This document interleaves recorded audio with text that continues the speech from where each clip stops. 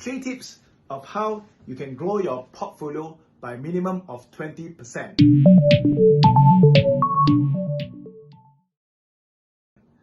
A lot of people, they want to grow their portfolio, but they just don't know how. So let me share with you these 3 tips that will be valuable for you. The first thing is to learn what is in trend right now. Okay, a lot of people like to buy stocks that are undervalued, but some of these stocks may not be in trend. So using a method of what we call comparative scanning, we can understand what are the stocks that are in trend right now.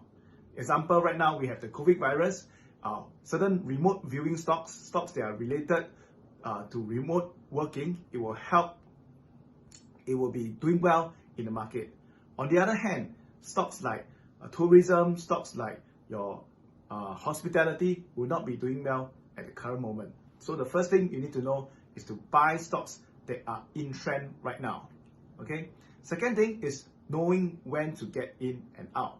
So how do we know when to get in and out of the market? A lot of people are focusing on techniques, on methods, but technique and methods is not the solution.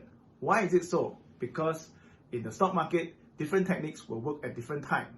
So how do we actually make profits from the market systematically? So how I approach it is to a way what we call systematic trading, where the rules of entering and exiting the market is already predetermined. So once you determine how you enter and exit the market and you find an edge over buy and hold, then you apply this rule to the future. The advantage of having a systematic way of trading the market is you have less stress. You just follow what the system says and you just trade the market. Number 3, how you can be profitable and grow your portfolio by minimum of 20% is to buy more when you're correct and sell fast when you're wrong.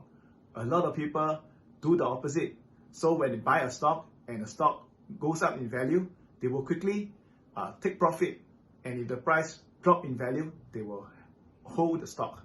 This is not how you should do when you approach when you manage your portfolio. What you should be doing is you should keep those good stocks.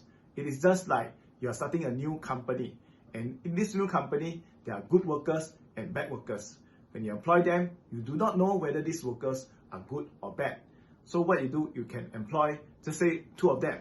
But if one worker show you the track record and it show you that over time the worker can give you value, can bring profits to you, you think of how to keep that good worker.